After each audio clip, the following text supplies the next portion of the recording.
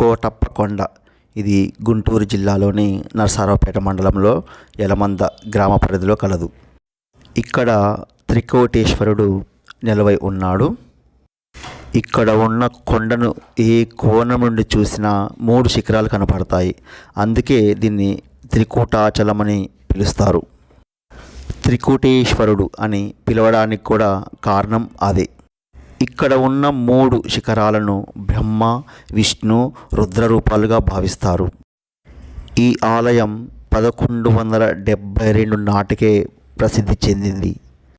శ్రీకృష్ణ దేవరాయలు కూడా ఈ దేవాలయ నిర్వహణకు పెద్ద ఎత్తున భూములను దానంగా ఇచ్చాడు. ఈ కొండ ఎత్తు 1587 అడుగులు. ఈ ఆలయం 600 అడుగుల ఎత్తులో ఉంటుంది. పైకి ఎక్కడానికి 703 మెట్లతోటి ఒక మార్గాన్ని ఏర్పాటు చేశారు. ఇది 1761లో. శాశ్వత ధర్మకర్తలుగా నరసరావుపేట సంస్థానాధీశులైనటువంటి రాజా మల్రాజ్ వంశీయులు ఉన్నారు.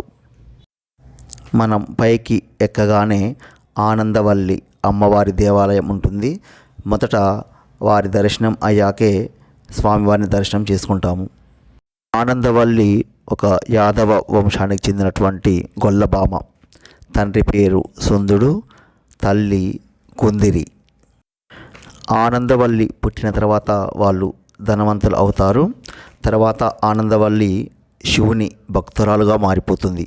ఇక్కడ జరిగే తిరునాళ్ళలో ప్రభలు చాలా ప్రఖ్యాతిగాంచినవి. దేశంలో ఎక్కడ కనిపించని విధంగా ఇక్కడ సంప్రదాయం కొనసాగుతుంది. వాటిని రకరకాల గ్రామాల నుంచి ఊరేగింపుగా తీసుకొచ్చి రాత్రిపూట ఇలా విద్యుత్ దీపాలతో అలంకరిస్తారు.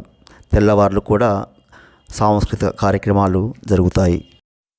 ఆనందవల్లి శివుని భక్తురాలు అయిన తర్వాత రుద్రకొండపై ఉన్నటువంటి పాత కోటేశ్వర ఆలయంలో ప్రార్థనలు చేయడం ప్రారంభించింది. ఆ తర్వాత భౌతిక జీవితంపై ఆసక్తిని కోల్పోయి రుద్రకొండను ప్రతిరోజు దర్శించేది. ఆమె వేసవిలో కూడా తపస్సులు చేసేది. కొన్నాళ్లకు ఆమె గర్భవతి అవుతుంది.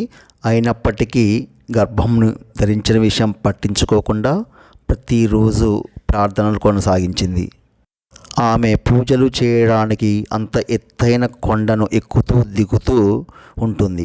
శివుడు మళ్ళీ ప్రత్యక్షమై, నువ్వు అలా ఎక్కి దిగవలసిన పని లేదు, నేనే మీ ఇంటికి వస్తాను, వెళ్ళమంటాడు.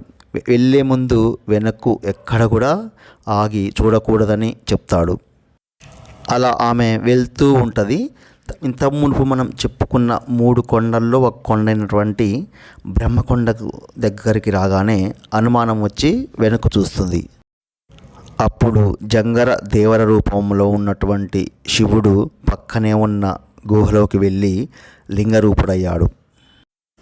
ఈ పవిత్ర స్థలమే కొత్త కోటేశ్వర ఆలయం పేరుతో ప్రసిద్ధి చెందింది. ఆ తర్వాత ఆమె కూడా దేవునిలో ఐక్యమైపోతుంది. ఈ ఆలయానికి దిగువ భాగాన్నే గొల్లబామ గుడిని నిర్మించారు.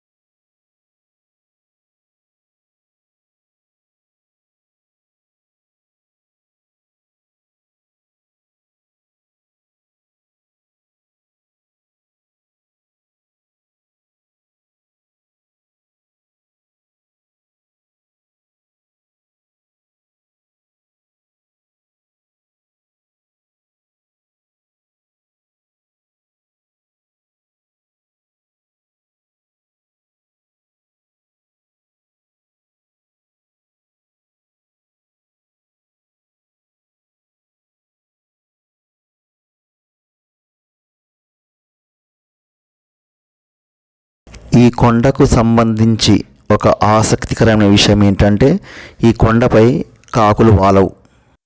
కొండ ఎక్కుతున్న మార్గంలో అనేక కాకులు కనిపిస్తాయి. కొండపైకి మాత్రం ఒక్క కాకి కూడా వెళ్ళదు, అక్కడ మనకు కనిపించవు.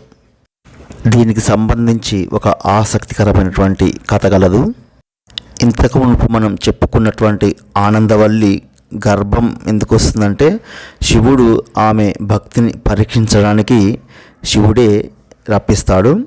అయినప్పటికీ ఆమె శివుడికి ప్రతిరోజు కూడా నైవేద్యంగా ఒక చల్ల కుండలో పెరుగుని తీసుకొని వస్తూ ఉండేది. ఒకరోజు అలా తీసుకొస్తూ ఆయాసంతో కొండ మెట్లపై కూర్చుంటుంది. ఇంతలోనే ఒక కాకి ఆ కుండపై వాలి పెరుగును మొత్తం కూడా నేలపాలు చేస్తుందన్నమాట. అప్పుడు తీవ్ర విచారంలో ఉన్న గొల్లభామ వద్దకు వృద్ధ బ్రాహ్మణుడిగా పరమేశ్వరుడు వచ్చి ఆమె విచారానికి కారణమైనటువంటి కాకులు ఇకపై ఈ కొండపై వాలవని వరమిస్తాడు. అప్పటి నుండి ఆ కొండపై కాకులు వాలవు.